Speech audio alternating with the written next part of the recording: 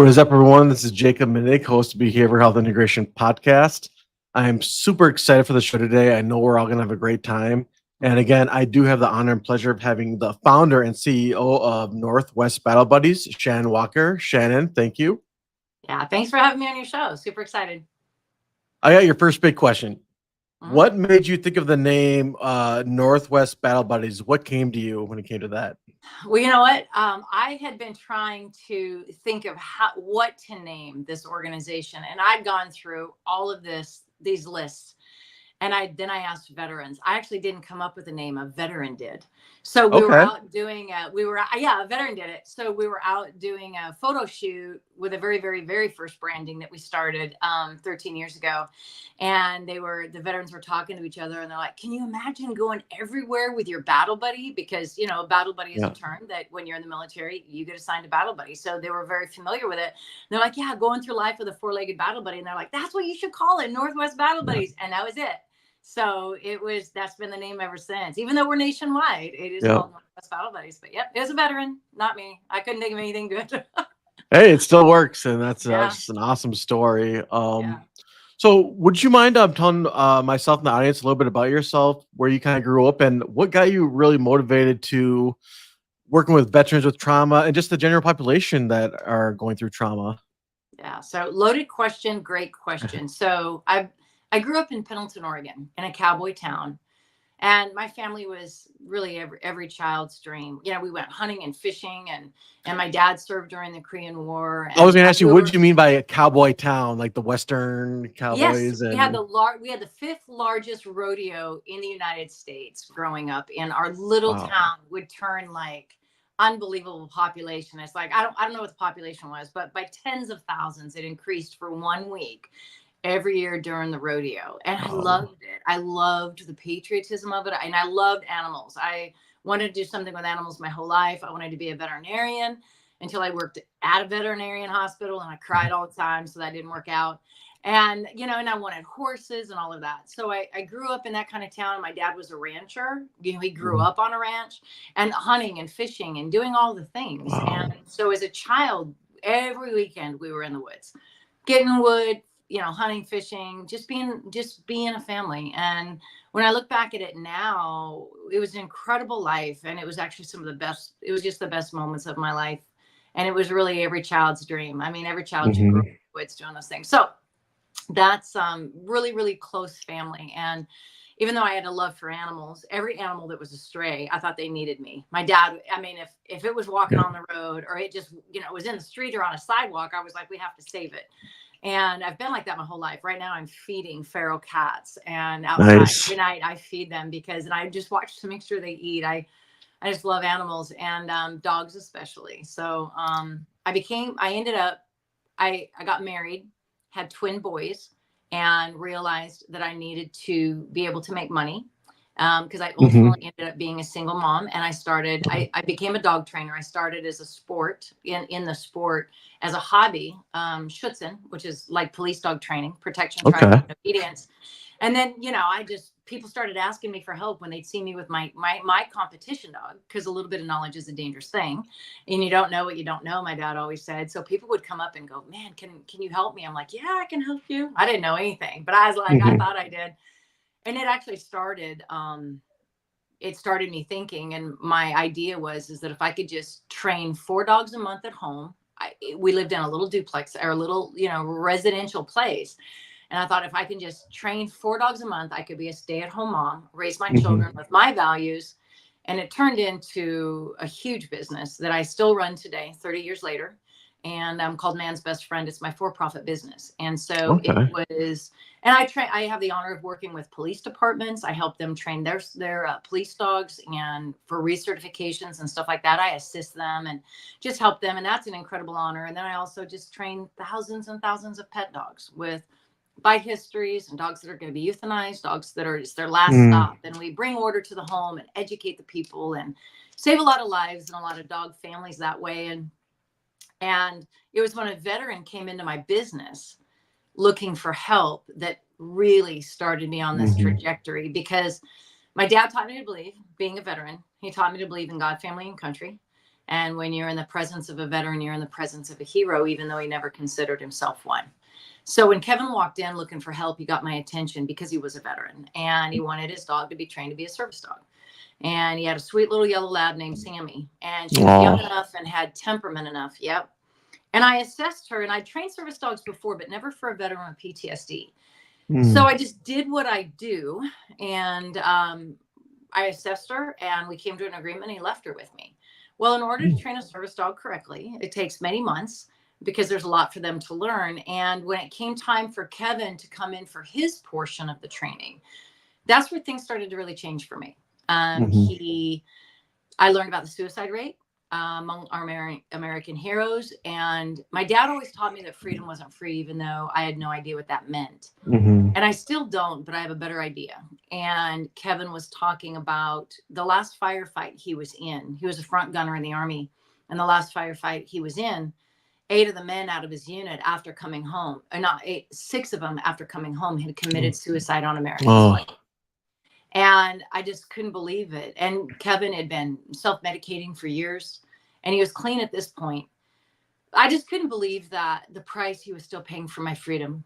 I couldn't believe that even though he wasn't putting the uniform on anymore, he was still paying a price, and it was a gift to me. So, and then when I started working with Kevin in public, I saw him find courage inside himself to lead her places he was afraid to go alone. And I saw him do for her what he was unwilling to do for himself. And when Kevin finished his training and he was walking through the parking lot, leaving, his head was up and his shoulders were back and Sammy was at his side. And I was watching him walk away. And I said, I've accomplished a lot of things in the dog world.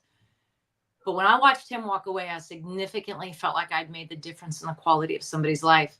And then if you just fast forward a small amount of time, a Vietnam veteran arrived on a bus in front of my for-profit business, and he was looking for dogs. He saw Kevin. He knew Kevin before he had Sammy as a service dog and after he had Sammy as a service dog. And he was looking for a dog. And his name was Randy. And I didn't have a dog to give him. And then I thought, in my simple-minded thinking, I thought, if I can just adopt dogs out of shelters, I can train them, I can gift them, and say thank you for my freedom. And I went right out to Clackamas County Dog Services. They checked out my for-profit business, which I had incredible reputation. And I walked away with 5 dogs for free. And I got started. Actually, Randy got a dog out of those first 5. He got a beautiful blue pit bull named Leia. Oh, I love it. And she served him for 10 years. Yeah. So I'm thinking, you seem like you're just very good with the veterans in general. And I kind of cut you off before, but we were talking about your father and everything that he was going through. You said he was in the Korean War, right? Yeah, he served during the Korean War time. Yeah, he did. Okay. Yeah. And I guess when he came back, did you notice a difference? Again, I don't know how old you were or whatever, but like, was that your first experience, like interacting with someone going through trauma? Yeah, so that's a great question. So my dad went in at 17. He went into the Air Force. So he'd been out for many years. But when and my dad didn't talk about his service. He talked about our freedom and he talked about veterans, but he didn't talk about his service. Even though when 9/11 happened, he was definitely much up in years and he wanted to put his uniform on and go fight. But I mean, my dad, it wasn't so much as it was spoken as it was modeled.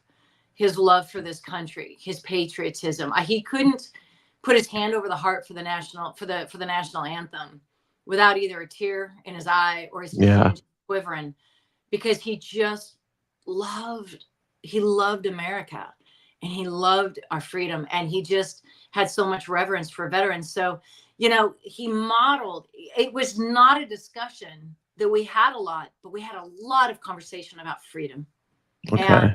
And it was my love for freedom that segued easily. And it wasn't until his later years. And one of my favorite pictures, in fact, it's on our website. And my dad is sitting there and he's wearing his hat and it has his years of service on the side. And he has these tears in his eyes because it was a Christmas morning. It was actually our last Christmas together. And he'd opened up the gift and he put that hat on and he was just so proud and his eyes were full of tears. And I snapped that picture with my phone right there. And it's one of my favorite pictures, but he was so proud. He was so proud. And he raised me that way. So, people always, they're like, you started Northwest Battle Buddies because of your dad. It's like, I didn't start it because of my dad, but I did start it because of the way he raised me and my belief system. So if you look at it, it is his legacy all day long about serving people and giving back and honoring our American heroes and doing something, putting your money where your mouth is, and because freedom isn't free. And we owe everything to our veterans, because everything in life starts with freedom. And where would we be without the men and women who provided it? So, I think it's every American's responsibility. No, beautifully said. Just amazing stuff. And what's important to think about too. So initially you started with just the general population, and then obviously you got into like veterans when you first started this service, right? Yeah, so I've been a professional trainer for 30 years, but I founded Northwest Battle Buddies like 13 years ago. Okay. Can I just say, I love that idea. I'm such a dog lover. Like I love and support the military, but dogs have a special place in my heart, and it just breaks my heart when on social media they take pictures of these dogs that are about to get put down in shelters, and it just breaks my heart. So that's why I love this concept so much, where you take those dogs and you bring them to a safe place, train them to again provide a service for the general population, especially veterans going through difficult times. Absolutely. So definitely in the beginning, all of our dogs came out of shelters, and we used to just tell people, it's like, we're saving a life to save a life. Yes. And so now I will tell you, we do still take dogs out of shelters, but now people know about us enough that and I'm not going to say I'm unhappy that I don't have to do this anymore, but I don't have to walk down the aisleway of dogs in a shelter, because I used to walk through and I just cried. I wear my heart on my sleeve. Yeah. Are concerned. I don't wear my heart on my sleeve where a lot of things are concerned, but where animals and veterans are concerned, definitely I do. My father, definitely I do. My children, definitely I do. Which both of my boys, by the way, did serve in the military as well, Army and Marines. But a lot of people now, they know about Northwest Battle Buddies. So if the dog, if they have to place the dog and they can't keep it anymore, they'll come to us before the shelter, which makes it a whole lot easier for us to receive dogs. And then we also do purpose breed dogs as well, because of the sheer volume of what we're providing. And we also need hypoallergenic dogs. And so those dogs come, we have some breeders that will donate dogs to us as well, for dog people or families who are allergic. And so we do work heavily with English labs, English cream golden retrievers, still some dogs that are needing homes that are mixed breeds. And then we also have the Australian Labradoodle, and those are just cute little dogs that are great for hypoallergenic need. Yeah. So. Yeah. Can you get into a little bit about what the training is actually like for the dogs? It's considered a service dog, but is your training a little bit different when it comes to that? It depends on what you mean by different. So I'd say no, it is a service dog. Ultimately it is defined as a piece of medical equipment, and the dog is trained to task for the symptoms of a disability. And so in all of that, so our dogs are trained for 5 months here on site.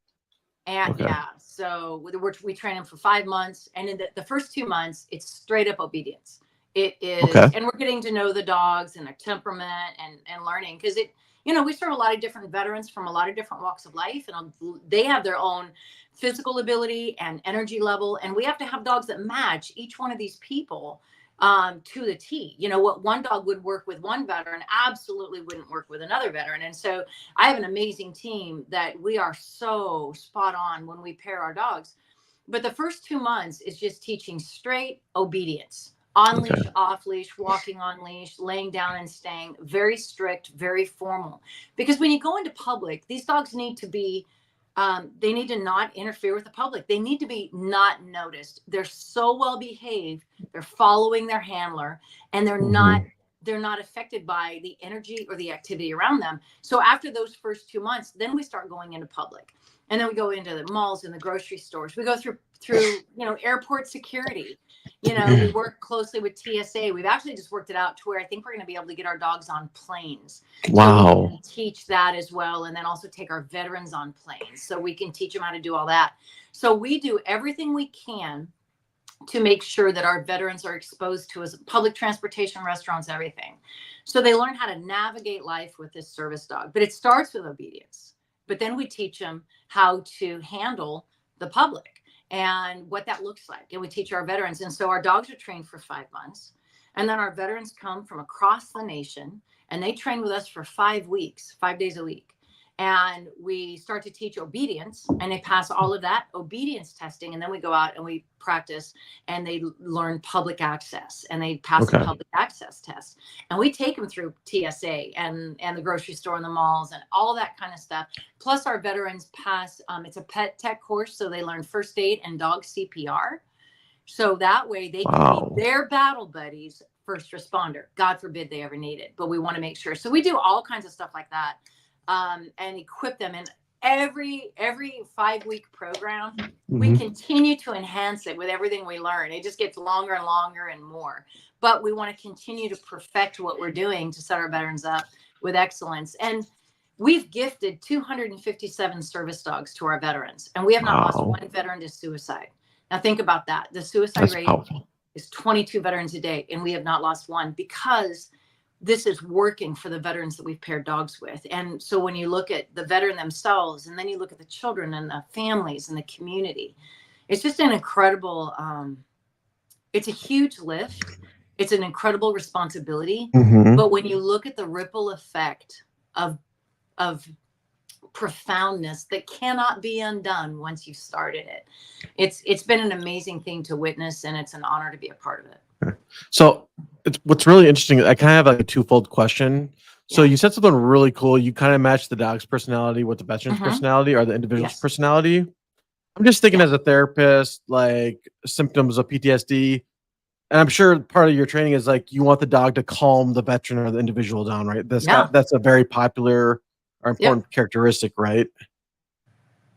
100%, 100%. So our dogs, so the symptoms of the symptoms of PTSD that our dogs will serve our veteran for, as I mentioned earlier, these dogs, they're a tool. They're literally a piece of medical equipment. And so what does that tool do? Well, it wakes our veterans up from nightmares. It can alert on adrenaline and cortisol. And sometimes the veterans will start to have a panic attack, and they don't even know they're getting spun up yet. And our dogs will actually indicate it by licking them or pawing them or even getting up on them to interrupt those moments. And we teach our veterans. We actually had this one veteran, he was being interviewed, and he had just graduated with his dog, and he agreed to an interview, and the dog was on a down command. Well, there was a particular part of his interview that he started to get very emotional, and the dog broke the down command and sat up and then started to lick his hands. And he just still kept talking, and he was so caught up in what he was saying, he wasn't recognizing the dog was serving him. And then the dog got up on his lap and then started to lick his face. And he's like, started to say off. I said, and I told T-Bone, I said, T-Bone, he's alerting on you. I said, embrace this moment and start to share affection and let it, but he didn't even recognize. So we teach our veterans, how are these dogs going to let you know that something's going on with you before you even know it, because they smell it. Much like a seizure detection dog or a diabetic alert dog, high and low blood sugar. They smell the changes in the body, and then they will alert on that. You know, our veterans learned how to use the dogs for pressure therapy, to where having the dogs wait on them calms their heart rate, calms their breathing. They be intentional. It's the tactical, they'll pet them. They'll like focus on the dog's breathing and the hair and the touch, and it's grounding. And so our veterans, a lot of our veterans, when we go into public, they might not have been in a Walmart or a mall in decades. We have some veterans that are like, yeah, it's been years upon years. And when they go into one of those stores for the very first time, they start to spin up. They're hypervigilant. We've done this for a while, and we continue to learn. But when we start to recognize you need to stop and use your dog, focus on your dog, we teach them grounding techniques, and they'll calm their brain. Instead of them spinning out and going into fight or flight, they can calm themselves down, and where they ground themselves using the dog. And then they will get to a point where they can press on. And in their words, they'll say, I want to complete my mission. Well, what's the mission? Going to get milk. It's like things that we do every day, all day. We take it for granted. We go out. We don't even consider it. But to our veterans, Our veterans that are, a veteran with PTSD that has not received help, their world is so small and they have to think about, when should I go? When's it going to be most busy? They want to go in, they want to go out, and they want to be done with it. And then a veteran with a service dog, and then the public wants to stop them and ask them about their dog and do all these things. And so there's a lot of layers that our veterans have to navigate once they even have a dog. But at least now they are going out and doing it. But the veterans learn how to use these dogs as a tool to calm themselves, regain focus, and press forward. And finishing that mission is their goal, and they're doing it every day. It's such a beautiful thing. Like with my shepherd, obviously she's not a service dog. I swear, like sometimes when I'm in the basement and my heart rate is raised a little bit, she'll literally like for some reason like no and like run downstairs to see if I'm okay. Very kind of like bizarre because it's like how do they have that ability? Yeah, they smell our changes, they get to know us, and the thing is dogs pay attention to the details. And that's one of the things that I try to teach our veterans. The attention is in the details, because they have to start to learn to pay attention to what their dog needs as well. And one of our veterans in the last group, he goes, the leash goes both ways.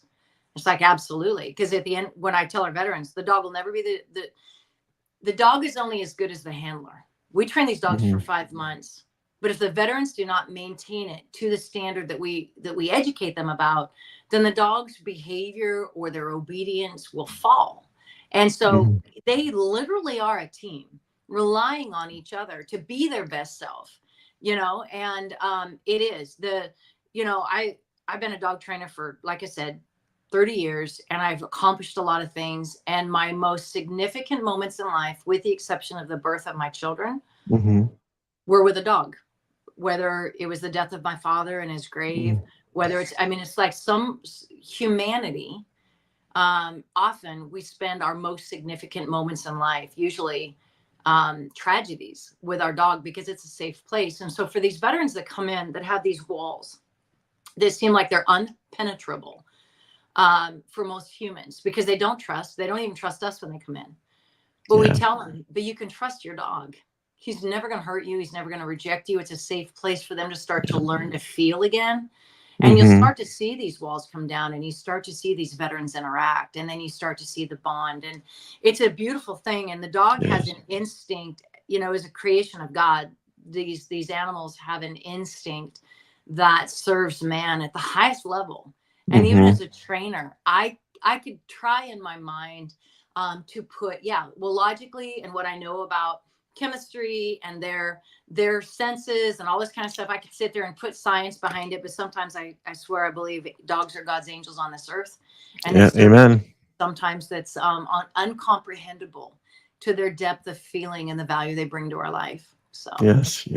Yeah. I am very curious about your training because I'm a huge dog lover. Now, I've always been respectful enough not to like run after a veteran with their service dog. Like, oh my God, it's so cute. It's so. I know you're not supposed to do that, but what do you train the dog to do if some random person like walks up to him and invades his space? Is there something that the service dog is supposed to do to get that person to back away? Oh no, never, because that would make the dog defensive. That would make these are not guard dogs. They're not. But they're not supposed to interact with us, right? They're not supposed to interact with. Yeah, the dogs are trained to ignore the public. They are trained to be passive and not look for attention or affection from a human walking by.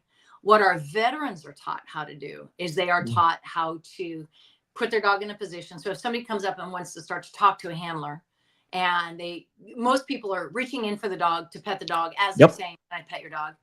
And so our veterans are taught to even down the dog, because it makes the dog less approachable.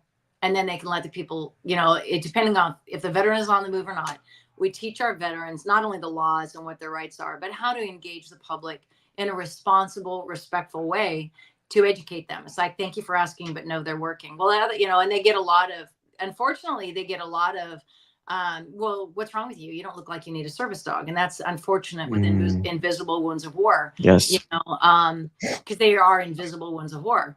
And they don't see the dog as a tool. And unfortunately, with the fake service dogs out there and people taking their pets out because they want to have their pets with them, or dogs that are called service dogs, they're absolutely not service dogs. but then they allow the public to engage them. They allow the public to pet the dogs because they enjoy that. Well, then the public doesn't know the difference.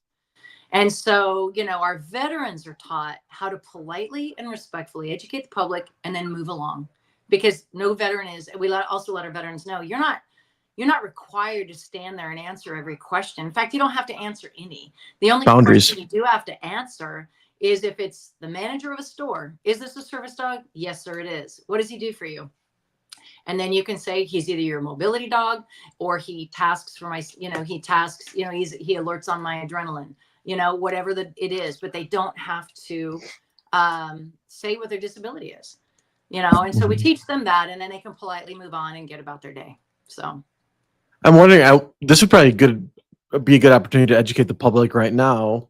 Absolutely. I'm guessing the biggest difference between a service dog and a regular dog, do service dogs always have to have those vests that say service dog? Is that a requirement? By the ADA, it is not a requirement, because typically the ADA is lined up to where the disabled don't have to announce that they're disabled, right?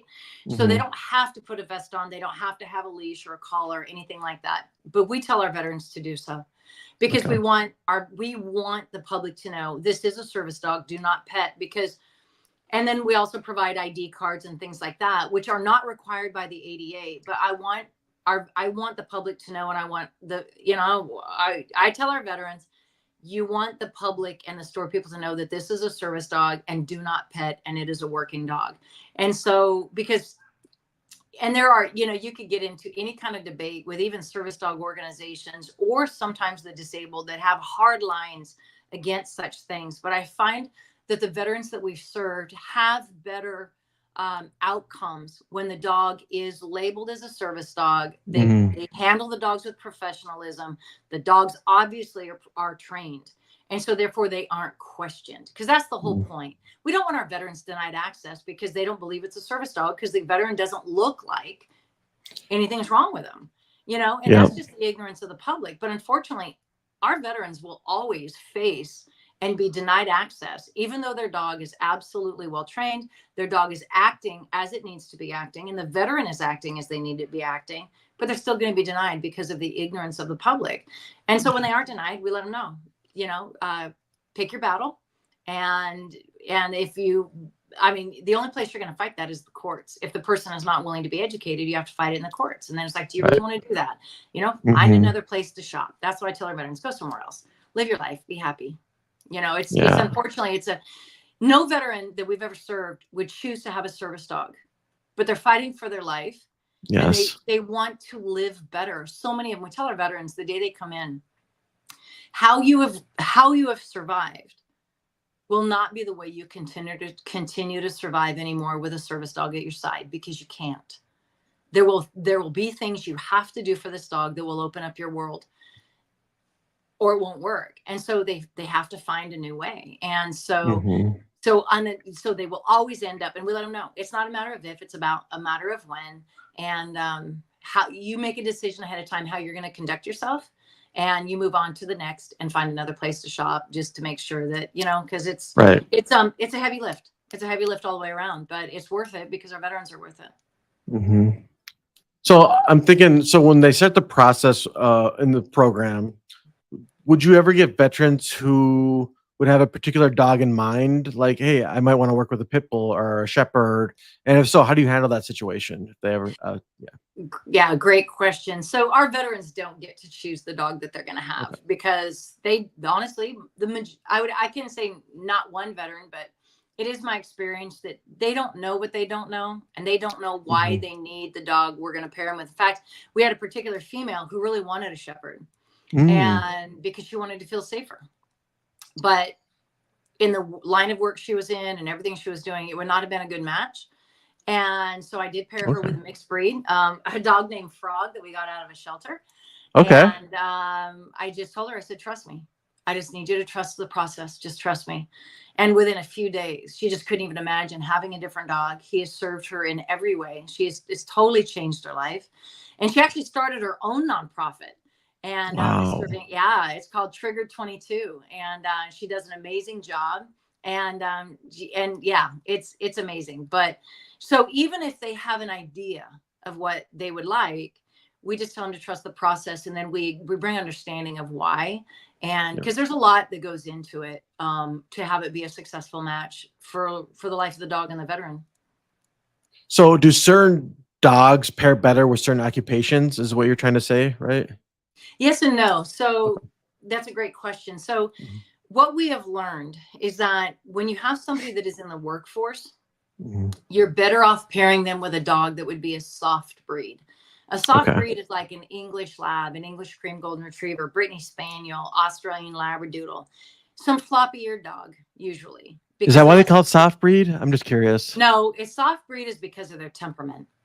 It's because they are more of a Oh, family pet. It's the type of work that the dog would end up doing laid typically. back, chill, kind of. Yeah, Is that? soft breed in their temperament and in their hardness. So, Shepherds, Malinois, Pit Bulls, Mastiffs, Dobermans, they're known to be more on. They're known to be more protective. They're known to be Oh. more hardy. Imagine that. Okay. So Mhm. it comes with genetics. That's what allows those dogs to be able to do that, as well as training. Right. Mm. And so even though we've had Shepherds in our program, a lot of people don't want to come into an office and having a shepherd stand up on alert when their Yeah. client is walking in. And we don't want, because it's hard enough for our veterans in the workforce to get a reasonable accommodation to be able to have the dog in it. Now, under the guidelines of the ADAs, they should easily be able to get a reasonable accommodation and have their dog at work with them. But that's not the world we live in. Just because the law Mhm. is there, then you have to reinforce the law. And then you have that battle. And so there's a lot of obstacles that veterans have to go through when they want to have a dog accompany them. Well, we have learned that, if we have a veteran that wants to be out all the time or is in a workforce, a lot of times people are much happier to see a golden retriever walk in or an English Yeah. Lab than it is and it's public opinion, and it doesn't mean it's right, but it doesn't change the reality of what our veterans are walking into. Mhm. So that's one of the reasons that, besides that, we've actually gone away from the shepherds a lot in our work, because it takes 3 times the work to train them because they have Okay. so much drive. And so even the pit bulls, even with Randy, who we paired a beautiful blue pit bull named Leia, that we Mhm. named her. Randy's the Vietnam veteran that showed up at my place on a bus. But he wasn't in the work environment, and she served him beautifully throughout her life. Mm. So, we have to take all of that into consideration, because everything will be a roadblock or an obstacle. And how are we going to navigate that? And can you do it? Absolutely. You could put it, as long as the dog can do the work, you can put the veteran with it. But does it fit in public? It's not easy to put a Saint Bernard under a table in a restaurant. Yeah. So, and those are the things that we have to think about when we are choosing our dogs, choosing our breeds, and pairing them up with our veterans. And the veterans won't know why a certain dog is better than another. And so we tell them to trust our experience. And there's not one veteran that we've ever paired a dog with that would ever choose a different dog, because they Mhm. all think they have the most beautiful, best dog ever in the country. And that's the way we want it. Yeah. So, Have you ever had a dog who kind of struggled with the training aspect of it, and yeah. you thought to yourself, "Okay, God, they're not getting through the training process. What are we going to do now?" type thing? Oh, 100%. So luckily, luck has nothing to do with it. It's because of experience, because I have an amazing team and we're really good at what we Mm. do. But yes, if we ever have to career change a dog, Mm. because the thing is that we want I tell everybody, a service dog's life is the best life. They have clarity. They're with their human 24/7. They're out in public. They have a full life with leadership, with pack order. The dog is fulfilled in that relationship when it's done correctly. Because when the vest is off, the dog is a dog. And when it's Mhm. family, the dog is, a member of the family. Even though there is etiquette and there's rules, around the family. But the fact is the dog bonds to everybody in the family. So the service life is the best life if the dog is Mhm. thriving in public. But what if you have a dog that's insecure and Yeah. doesn't do well on public transportation, or doesn't do well in a mall, or doesn't do. So if you see, it doesn't mean that through the training at times the dogs are not stressed, but what happens is but how quickly do they get over it? And if they get Mm. over it quickly, we call it recovery time. And then I'd stopped using that term, because people would say recovery, like, what's wrong with them? Well, nothing's wrong with Yeah. them. But I can go into a situation and I can be stressed initially, but then I adapt and I'm not stressed anymore. And we've all experienced that. Well, it's the same with the dogs. When you're walking on a 2-story mall and there's a plexiglass and you look down and you see how the dog might look at that and be like, is this safe? Well, then when you do it a little bit, they're like, oh, I'm fine. And then they just don't even notice it anymore. That's what we look for in a dog, with different surfaces and sounds and everything. But if we have a dog that is struggling more than normal, and they just really aren't getting over it like we would want them to, and it's probably only 3% of our dogs, if I don't even know if it's that many, actually have to be career changed. But our first choice when we see a dog, they will not thrive as a service dog. This would not be a happy life for them. Then we have veterans who qualify for our program, but yet they maybe aren't as mobile. So they don't really need a service dog, but they would qualify for an ESA dog, an emotional support animal. Nice. So then we will look at serving the veteran with that dog. And so now so we're still serving our veterans, and they're still getting, because the dog can still do pressure therapy, alert on adrenaline, stop panic attacks, wake them up from nightmares. But yet that veteran is fulfilled. And we're not taking a dog that was worth $25,000 because of the training, but yet can do that. And then if we don't have, if we don't have a veteran that is needing an ESA that's on that list, then we look back and we go back to our fosters, because our dogs are raised in foster homes up to the age of 1 year old. And so then we'll go back to the fosters and say, would you like him back? Because, he failed for this reason. In fact, we just last week paired a foster family back with one of our English creams, he did great. He was a beautiful dog, and he did the public really well, but he had this honk. He would get excited and honk. Really? And he was medically fine. Everything was fine. But he would do that, and it could be distressing, and it was loud. And we couldn't have a veteran in public with a dog that it would just cause the veteran so much stress. And we didn't have anybody that needed an ESA. So the dog went back to its original family, and they were beyond thrilled. And that dog will live out his life there and have a happy life. So nice.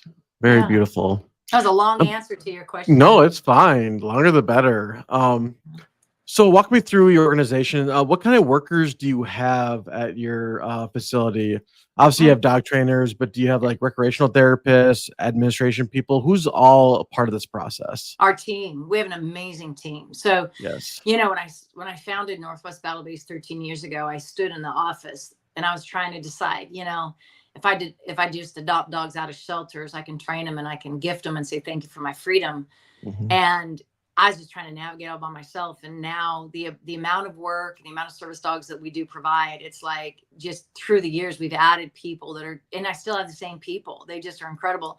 So we have our admin, and she's also an executive assistant. She's the one that if they call, they're going to get Sue on the phone, and she will decide where they need to be. Shout out to Sue.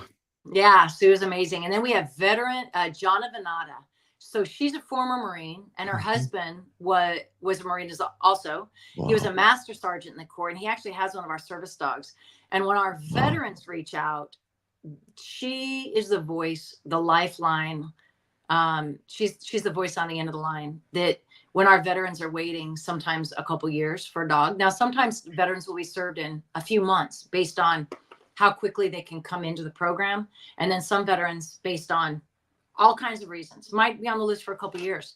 And Jonna is their contact. Jonna answers questions, checks in on them, gives them hope. Because we have 125 veterans on our list right now, waiting for a service dog. And Jonna, being a former Marine, and once a Marine, always Marine, she fights for them. She just pours herself into them, and while they're waiting, and then all the way through where they meet us. And then she's there the very first day when they meet us, just to kind of hand them off to us. And then, so she's here, and she gets to then meet them in person. We have two, my son, Jacob Walker right now, and then Obi Munting. They're part of donor relations. And so they work very hard with the relationships to help get us funds so we can provide these life-changing.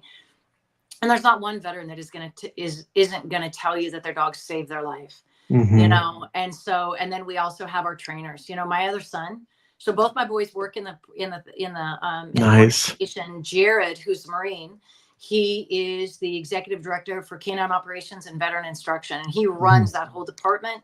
He has 3 other trainers that work with him, every day. And he's the one that he oversees all the trainers, and he pairs all the dogs. And he orchestrates the 5 weeks. And I mean, he has an incredible load of responsibility, but he does he's unbelievably gifted. And I'm not saying that because he's my son. I'm saying it because he's gifted. Yeah. And then we have like, oh man, maybe 90 fosters that raise our puppies across the nation. We also have Kayla, who is an assistant to Sue and Jonna. We have 2 volunteers, our puppy fosters. And then we have one of the gals, Barb, who is a full-time job. And Dorothy and Barb insist on volunteering all their time. And Barb watches out for all of our dogs' medical needs, all of their vaccines, spays, neuters. I mean, everything that our dogs could possibly need while they literally are ours. She oversees all of that. So we have a huge responsibility of a very small team. So everybody works incredibly hard. We're one of the largest service dog providers for veterans with PTSD in the United States. In fact, this year we've provided over 40 dogs just this year, which may not sound like a lot to a lot of people, but a lot of organizations will do maybe 5. And that's very significant because it's 5 lives that have been changed. But we are doing multiple groups of veterans a year, and just really working hard to make sure we serve everybody that's on our list. That's a beautiful stuff. And I'm curious, it's a very powerful question about what I'm about to ask, but when you were obviously doing your work, was there a particular moment that just really melted your heart? And again, not breaking hip or anything, but like, could you tell us a little bit about that moment or the event that really made you feel like this is amazing? Yeah, there's multiple moments. Yeah. That's every day, you know. So it makes me emotional just thinking about it, because our veterans literally are fighting for their life. Yeah. And so often we're surrounded by greatness. When our veterans come in here to work, or they come back and they recertify, when they come back in for the 5 weeks of training, or they come back to recertify or whatever, and we see their growth and we see their perseverance. It's all about perseverance. It's all about resilience.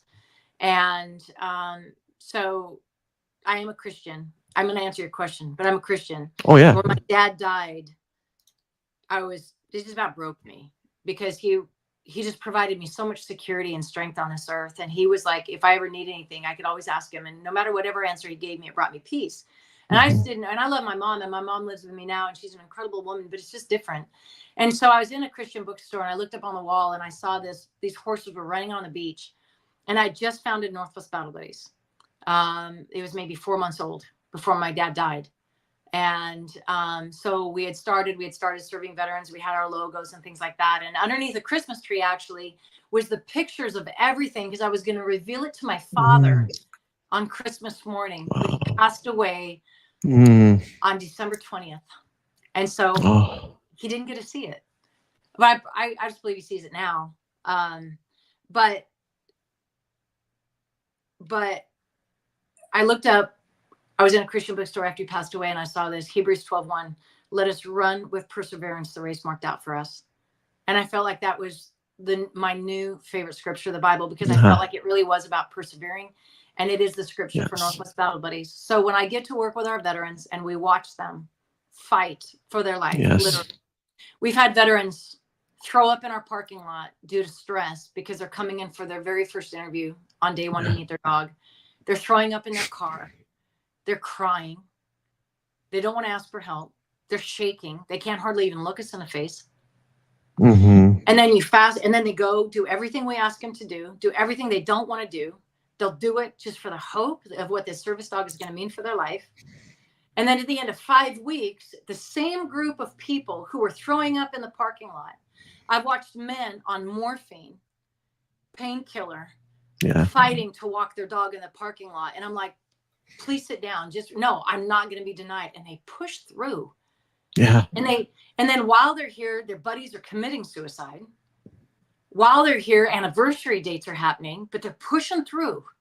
Yes. And I tell our veterans, if your why is not greater than your struggle, you will fail. So we talk to them. What is your why? What do you want to get out of having a service dog at your side? We've had men say, I just want to dance with my daughter.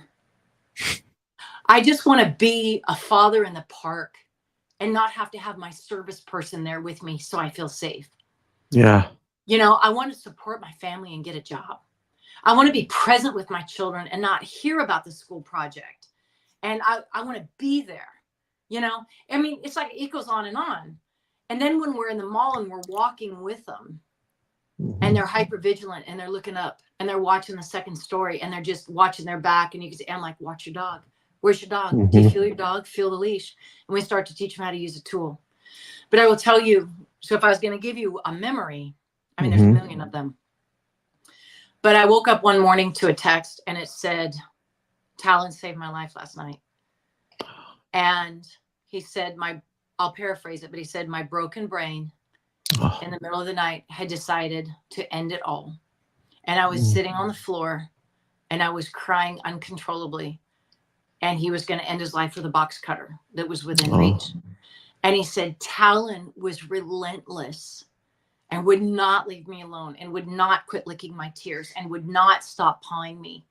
And when I snapped out of it and I realized what he was doing, he says, instead of reaching for a box cutter, I reached for a camera, and he snapped a picture of his dog. And he said, because of Talon, I can enjoy another sunrise.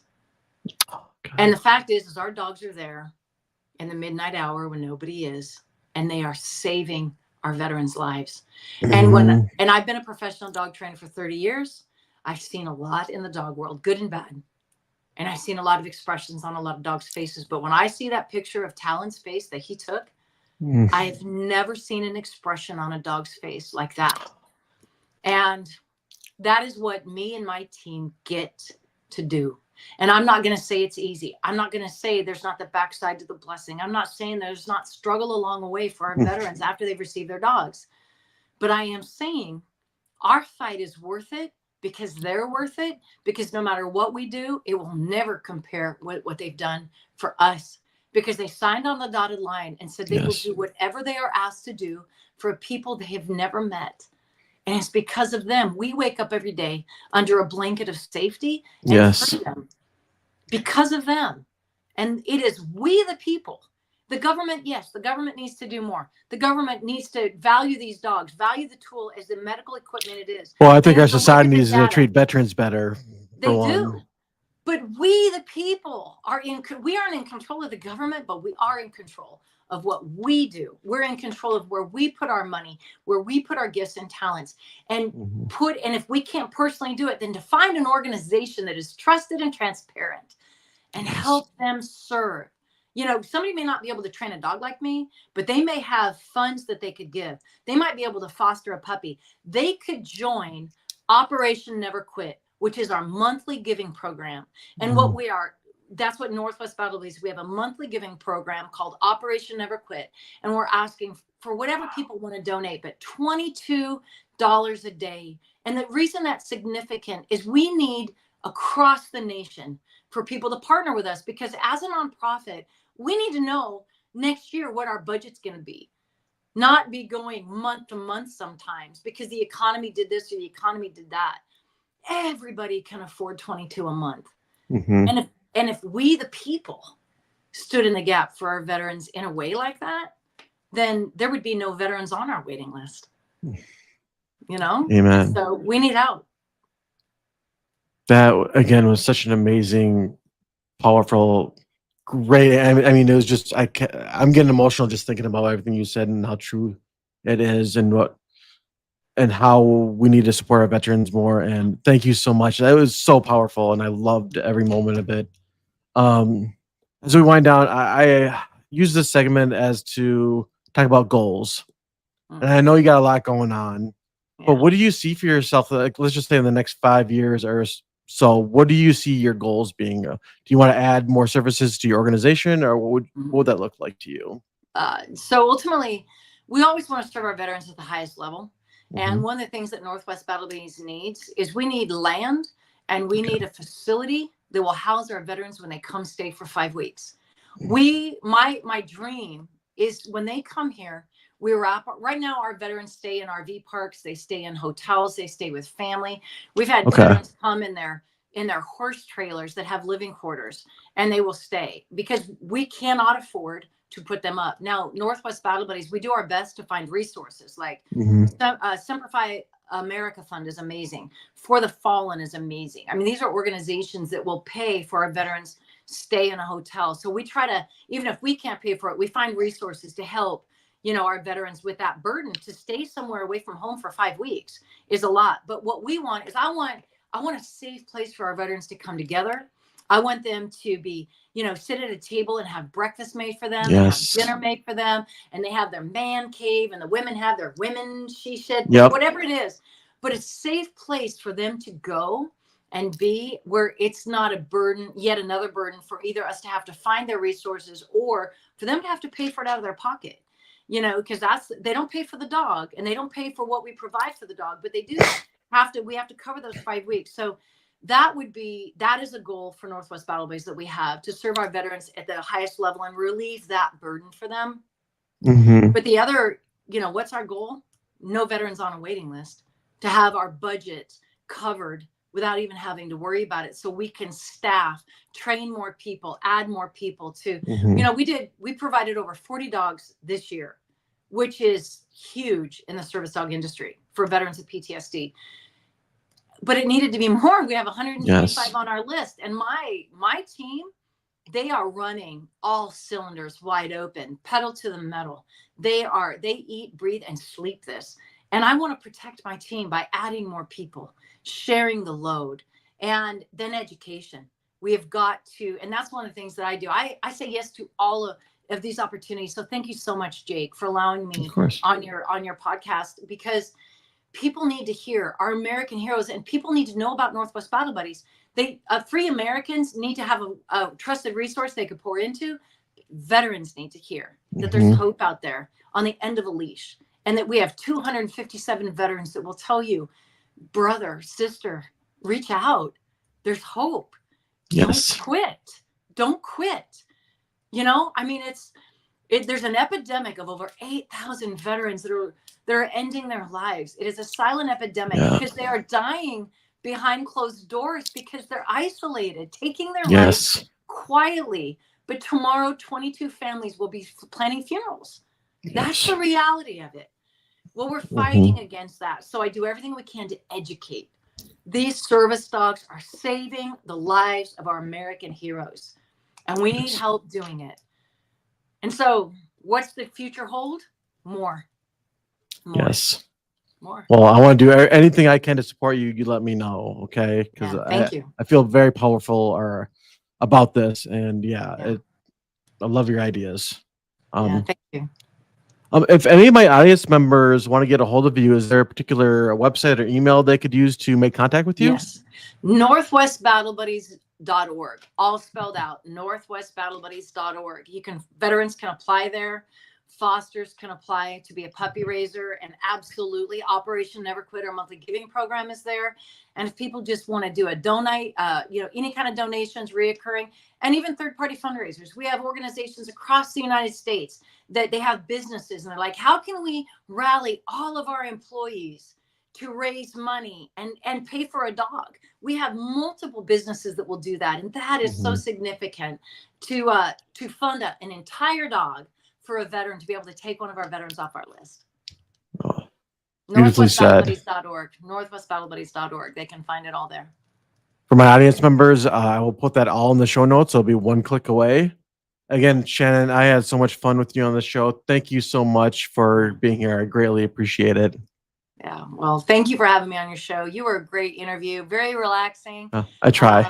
And I love being able to share about our veterans and this mission, and we need people's help. So thank you so much for allowing us to share.